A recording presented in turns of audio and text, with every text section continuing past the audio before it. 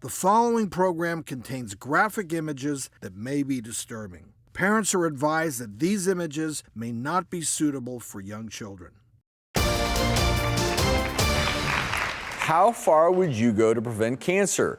Our next guest, Emily, chose to undergo a drastic surgery to protect her health at just 21 years of age. Growing up, my dad and I spent a lot of time together. We would go shopping together and ride horses. He was one of my best friends. 5 years ago, I found out that my dad had brain cancer. They originally told us that he had 3 months to live. That was really hard to take. Watching my dad go through chemo and radiation was extremely heartbreaking, especially watching someone that is so strong and such a good example of what a dad should be. All I could do was cry. 9 months ago, after a long battle with cancer, my dad passed away. My dad was only 50 years old.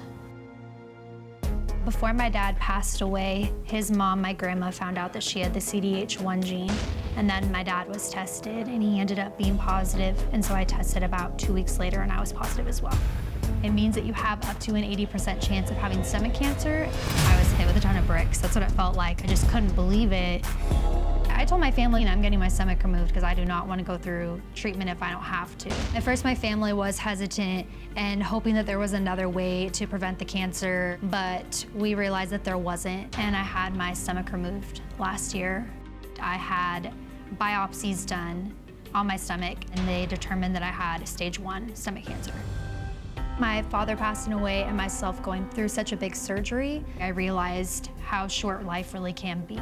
I try to focus on what I am lucky to have versus what I've lost. For instance, I'm lucky that I had my dad in my life for 22 years because he was so amazing. Emily joins us now. First of all, we are so sorry for your loss. Thank you.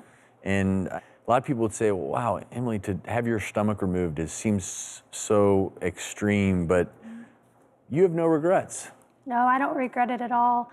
I'm a nurse myself, actually, and I see a lot of people go through chemo and radiation, and I saw my dad go through that for 5 years, and preventing myself from going through that was a really easy decision, knowing the risks that I had. I want to bring into the conversation Emily's surgical oncologist, Dr. Jeremy Davis, who is joining us now via Skype from the National Institutes of Health.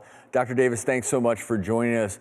Can you just briefly tell us from your perspective what you thought about Emily's case and her ultimate decision at the age of 21 to go ahead and remove her stomach? Emily's case is pretty common. We see this occurring more and more often now with people getting genetic testing. As you know, you can get a kit online these days, and a lot of people are finding out that way too.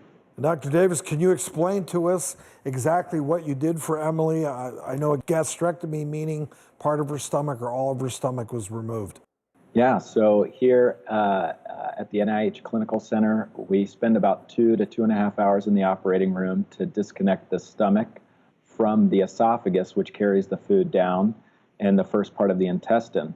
And then we have to reconnect everything because we still want people to eat and have as a normal a life as possible. So once the stomach is out, we bring up a piece of intestine and reconnect it to the esophagus so that they can eat.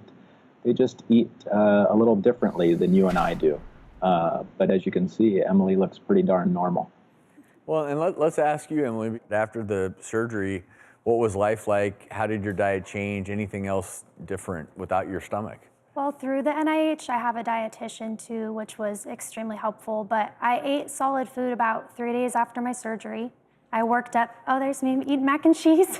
I worked up from liquid diet to a solid diet, and I basically just eat small amounts of food every 2 hours. I try to eat really high protein, high fat foods so that I can keep my weight on.